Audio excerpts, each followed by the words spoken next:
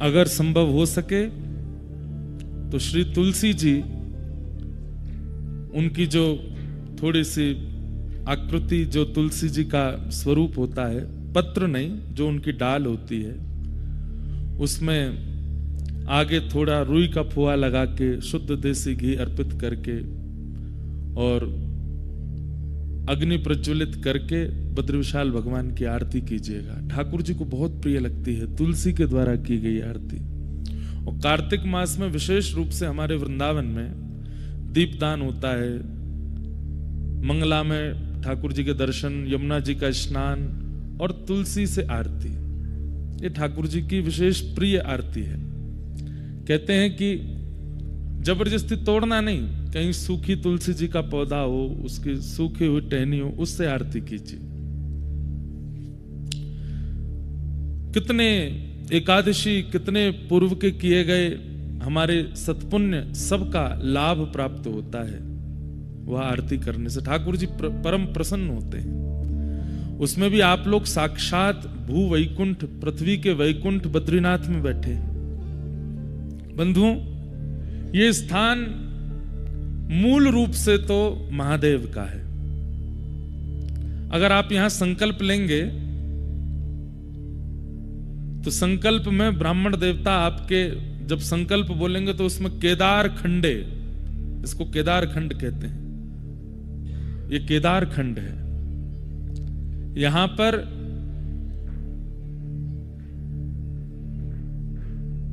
किराए पर हैं हमारे बद्री विशाल भगवान। नारायण भगवान तो यहां किराए पर रह रहे हैं। ये मूल रूप से क्षेत्र तो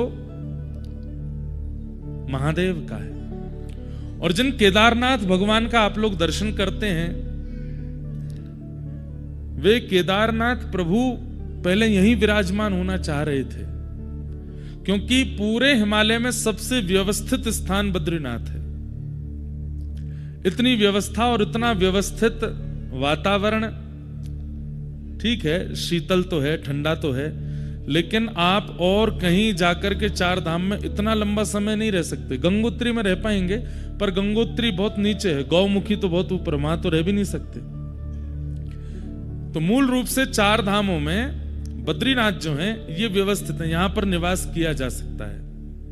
केदारनाथ में आप ज्यादा दिन नहीं रुक पाएंगे, व्यवस्था इतनी नहीं है। यमुनोत्री में ज्यादा समय नहीं रुक पाएंगे, व्यवस्था नहीं है। गंगोत्री में गौमुखी, जहां से गंगा जी प्रकट है, वहां नहीं रुक पाएंगे। गंगोत्री में तो रह सकते हैं। तो एकमात्र यही क्षेत्र है जहां निवास किया जा सकता है। क्यों? नर नारायण पर्वत की सन्निधि में मध्य में ये समतल भूमि है जहां पर हम लोग बैठे हैं। तो महादेव ने इसी भूमि का चयन किया, हम यहां विराजेंगे।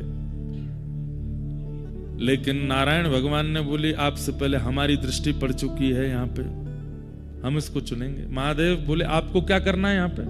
आप वैकुंठ में रहिए, तीनों लोकों के अधिपति आप, तो पूरी दुनिया में राज कर सकते हैं, लेकिन नाथ ये तप की भूमि है और आपको तप करना नहीं है, तो आप क्यों आएंगे? बोले नहीं, हमें भी तप करना है। महादेव बोले हम आपको तप करते देख नहीं सकते, हमारे स्वामी तप करें ये हम कैसे देख सकते हैं? और आपको तप की आवश्यकता क्यों? तो कल मैंने बताया कि प्रत्येक मानव के लिए तपस्या कर रहे हैं ठाकुर जी। तो पहले महादेव ही विराजमान थे यहां पर, लेकिन नारायण भगवान विचार किए कि राजी राजी नहीं मिलेगी जगह तो छल बल से ले लेंगे हम। और एक छोटे से बालक का रूप धारण करके तप्त कुंड के पास में, जैसे एक बालक किलकारी मार के रोता है, ऐसे ठाकुर जी रोने लगे। पार्वती मैया तप्त सरोवर में स्नान करने जब आई, महादेव से कहा अरे ऐसा लगता है कि कोई देवांगना भ्रमण करने आई थी। बंधुओं एक बात बोले, हम ये मानवों का स्थान है ही नहीं, ये देवताओं की भूमि है। यहां देवता विचरण करते हैं, यहां यक्ष यक्षिणियां विचरण करती हैं, यहां सप्तऋषि विचरण करते हैं, और कईयों को उनका अनुभव होता है।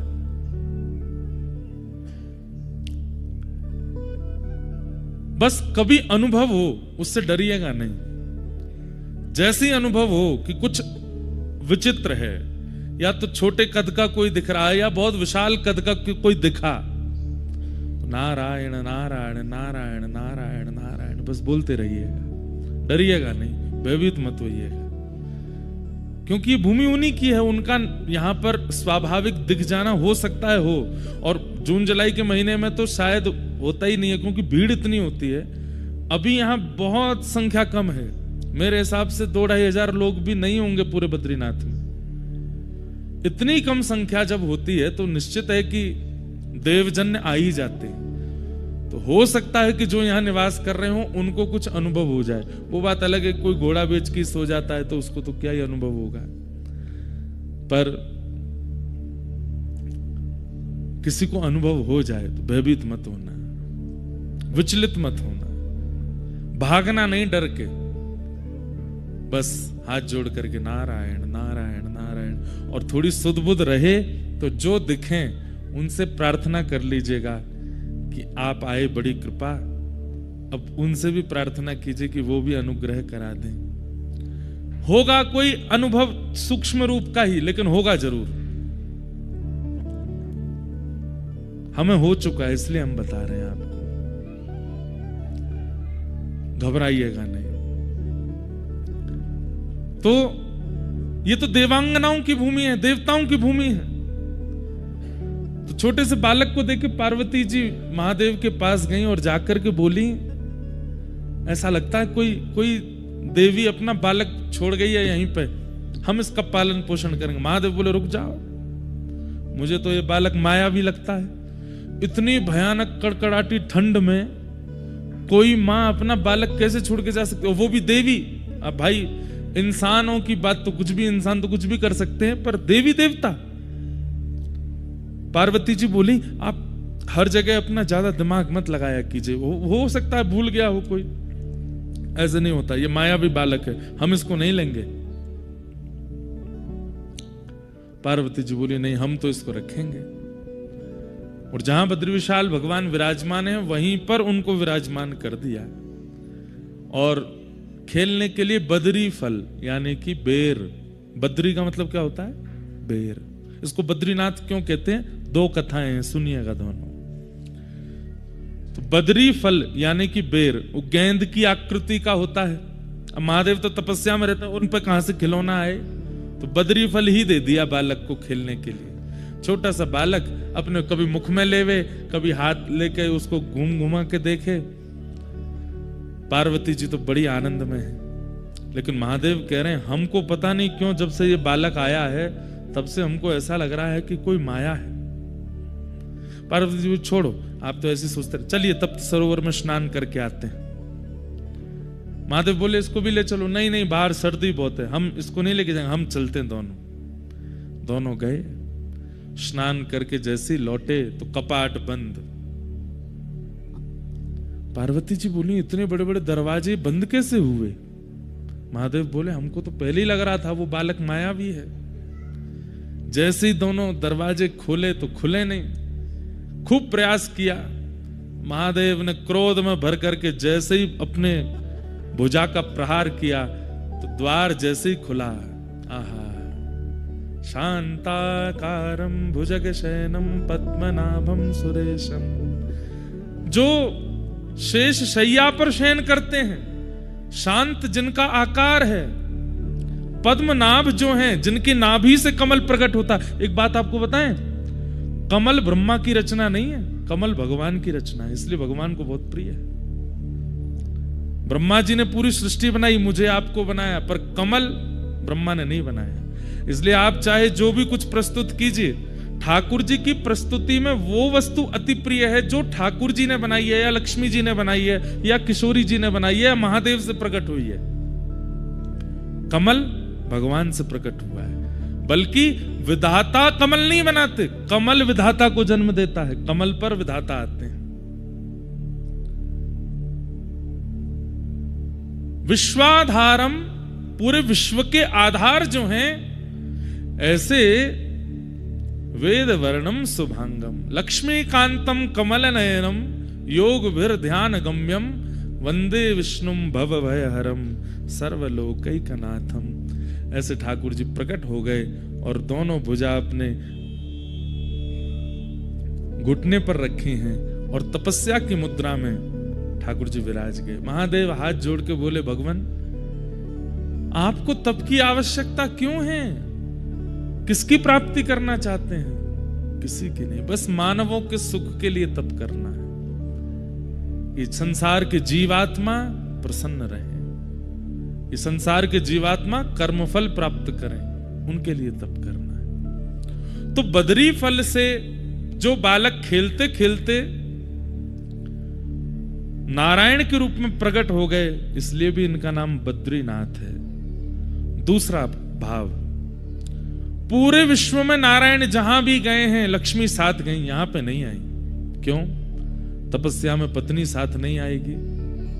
उसके पीछे कारण क्या है? यहां पर भगवान बोले भैया हम तप करेंगे, गृहस्थाश्रम थोड़ी निभाना है। यहां पर लक्ष्मी जी से कहा आप वैकुंठ में रहिए, हम यहां तप की मुद्रा में विराज रहे हैं। ऐसे ही रो रहे थे बद्रीनाथ भगवान भी, बद्री फल दे दो बालक को।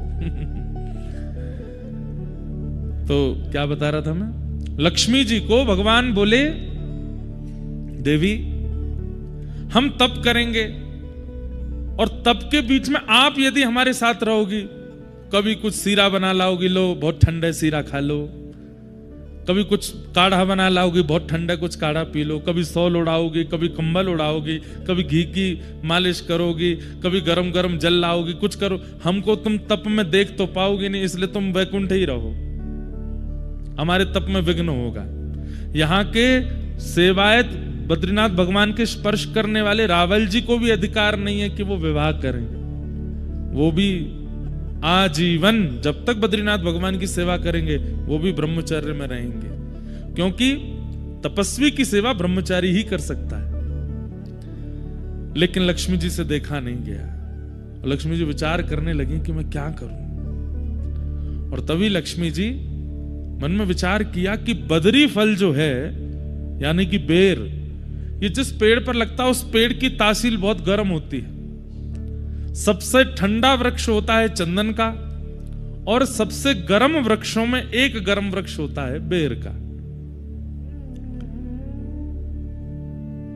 लक्ष्मी मैया ने विचार किया कि ठाकुर जी बैठे हैं, इतनी ठंडी वायु चल रही है, ब्यार चल रही है, बर्फ गिर रही है, मैं अपने नाथ को देख नहीं पा रही। तो जहां पर ठाकुर जी बैठे थे ठीक वहीं कमर लगा करके लक्ष्मी जी ने विचार किया लक्ष्मी रूप में तो नहीं रह सकती, तब आप बदरी वृक्ष बन करके प्रकट हो गए, ताकि इनका स्पर्श रहेगा तो ठाकुर जी को ज्यादा शीतलता का अनुभव नहीं होगा।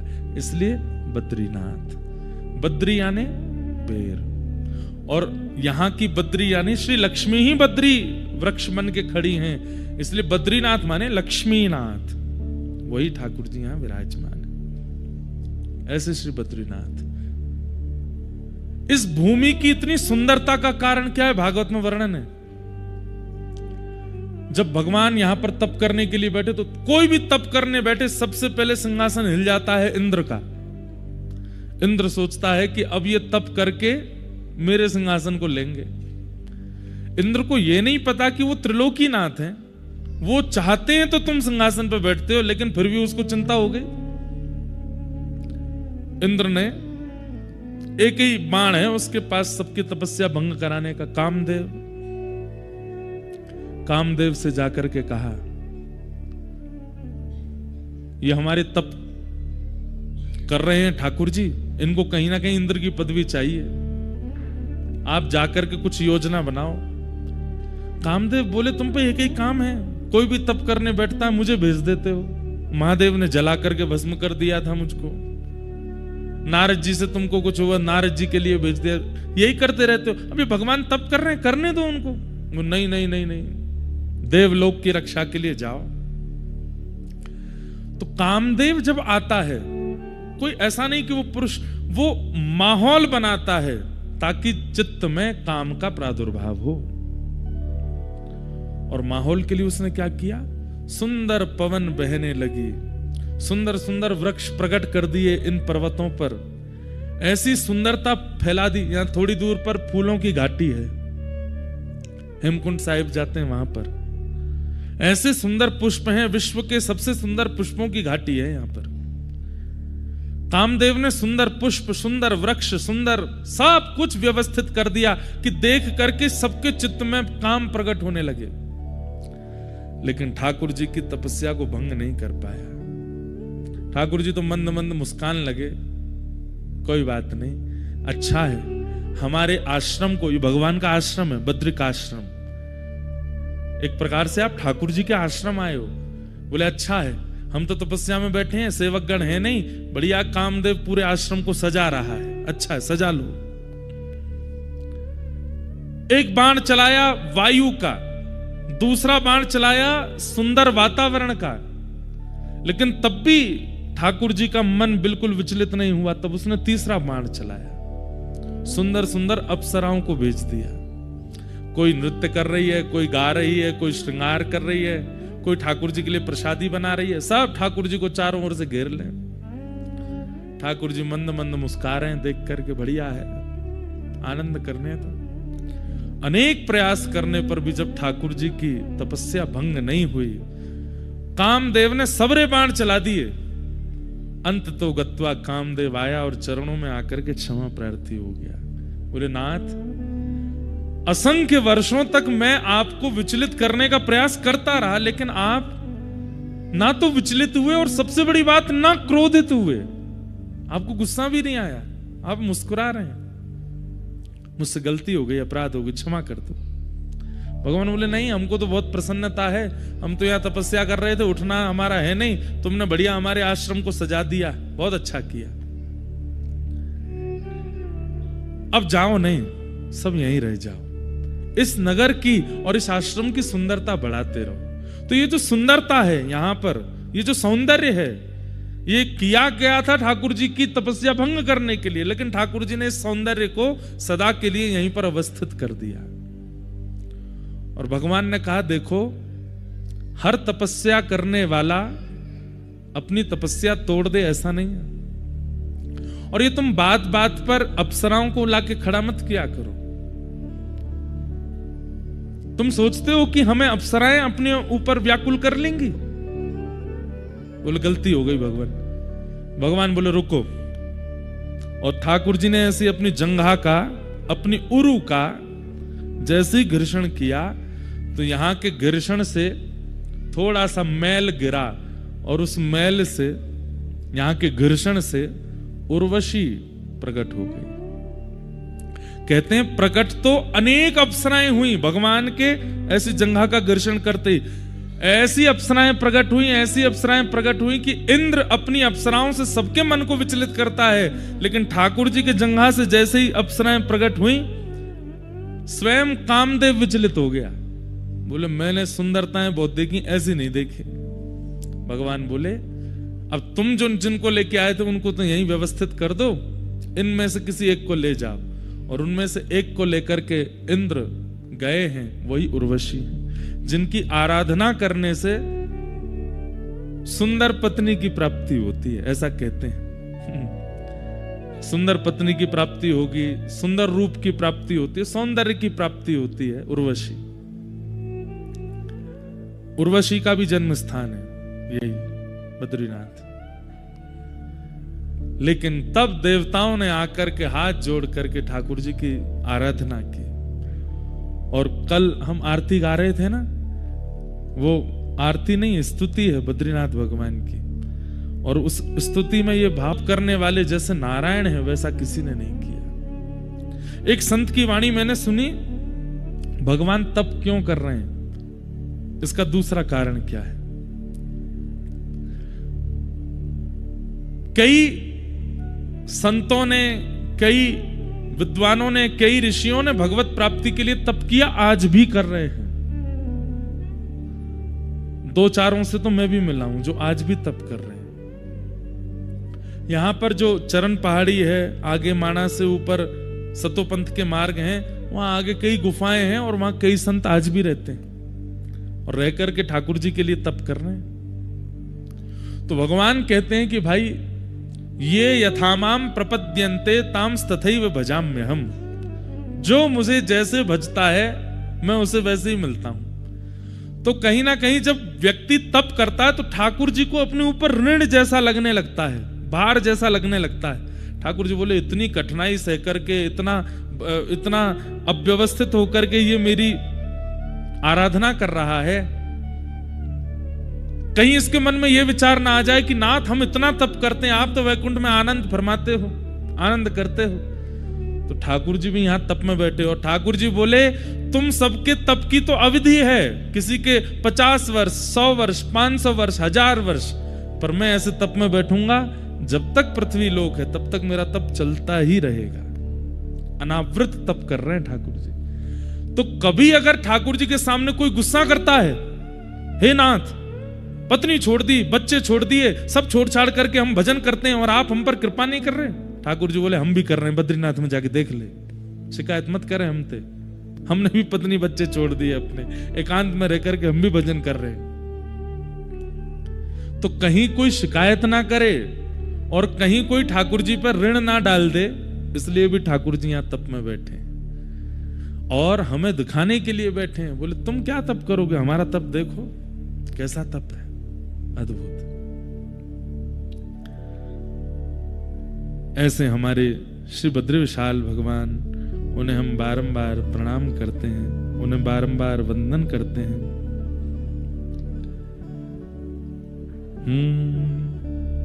शक्ति गौरी गणेश सारद नारद मुनि उच्चारणम, योग ध्यान अपार लीला श्री बद्रीनाथ विश्वंभर, श्री बद्रीनाथ विश्वंभरम। इंद्र चंद्र कुबेर दिनकर धूप दीप निवेदितम, सिद्ध मुनि जन करत जय जय श्री बद्रीनाथ विश्वंभरम, श्री बद्रीनाथ विश्वंभरम, श्री बद्रीनाथ विश्वंभरम। और आशेष सुमिरन करत निस दिन, ध्यान धरत महेश्वरम, श्री वेद ब्रह्मा करत स्तुति बद्रीनाथ विश्वंभरम, श्री बद्रीनाथ विश्वंभरम। कैलाश में एक देव निर्जन, शैल शिखर महेश्वरम, राजा युधिष्ठिर करत स्तुति बद्रीनाथ विश्वंभरम, श्री बद्रीनाथ विश्वंभरम, श्री बद्रीनाथ विश्वंभरम। विश्वंभर, विश्व के जो पालक हैं, ऐसे श्री बद्रीनाथ भगवान, उन्हें हम बारंबार प्रणाम करते हैं, जिनकी आराधना यहाँ इंद्र भी करते हैं, चंद्र भी करते हैं, सूर्य भी करते हैं, कुबेर भी करते हैं, शेष भी करते हैं, महादेव भी करते हैं, यक्ष किन्नर सब आकर के यहाँ पर स्तुति करते हैं। ऐसे बद्री विशाल भगवान को हम बारंबार प्रणाम करते हैं। कितनी बात बताऊं, हमको तो आती रहती हैं कोई ना कोई बातें। स्वर्ग का मार्ग भी यही है। अच्छा, आज सुबह एक भावना चित्त में आई, स्वर्ग का रास्ता, यहीं से पांडव लोग गए थे स्वर्गारोहण को। स्वर्ग का रास्ता तो यह है, पर वैकुंठ का रास्ता, वैकुंठ का रास्ता कहां है बताओ, किसी को पता है? वैकुंठ का रास्ता शरीर, ये शरीर ही वैकुंठ दिलाता है। ये 4 पहिया गाड़ी होती है, वही ले जाती है कहीं ना कहीं। ऐसे ये 4 पहिया हैं हमारे, 2 हाथ 2 पैर, ये 2 आंखें, ये 2 हेडलाइट हैं हमारी। ये पेट्रोल डालने वाला जो टैंक होता है वो ये रहा, मुंह यहीं से जाता है सब। पेट जो है टैंक है, कोई गाड़ी की 50 लीटर होती है, कई 60 लीटर, कोई 80-90 लीटर, ऐसे हम सबके भी लीटर बने हुए हैं। कोई 2 रोटी, कोई 4 रोटी, कईयों के तो महाराज 18-18 रोटी चल जाती हैं, कई तो नाप के पाते हैं, इतनी चाहिए। आजकल तो ऐसे बच्चे नहीं है, पर हमने देखे हैं ऐसे भी, कब खिला दो। ऐसे ऐसे जीव हैं महाराज संसार में, भोजन का नाम ले दो और उनको भूख लगाती है। हमारे परिकर में भी हैं 2-4 ऐसे, यहां पे नहीं है, इधर मत देखना कहीं, वो आए नहीं है। क्यों नहीं आए? कोई बद्रीनाथ में भोजन मिलेगा ही नहीं। कम खाना होता है ना यहाँ पे। तो ये शरीर गाड़ी है, स्वर्ग का रास्ता। लोग बात कहते हैं, मेरे को फोन पे भी अभी बात कर रहे, बोले वहां तो स्वर्ग की सीढ़ियां दिखाई देती हैं। मैंने हाँ, आपने देखी? मैंने नहीं, मैंने वैकुंठ की देखी। अरे वैकुंठ की देखी आए? मैं स्वर्ग वाली से तो फिर भी उतर के आना पड़ता है कभी ना कभी, छिन्ने पुण्य मर्त लोकम विसंति। पर वैकुंठ की सीढ़ी देखने वाला, वैकुंठ जाने वाला दोबारा लौट के नहीं आता। वैकुंठ की सीढ़ी क्या है? तब मन में आया, वैकुंठ का रास्ता तो शरीर है। इन आंखों का आश्रय लेकर के, इन कानों का आश्रय लेके, मुख का आश्रय लेके, हाथ का आश्रय लेके, चरणों का आश्रय लेके, मन का आश्रय लेके, बुद्धि का आश्रय लेके, हमारे भीतर की जीवात्मा इस देह का आश्रय लेती है, तभी उसको वैकुंठ मिलता है।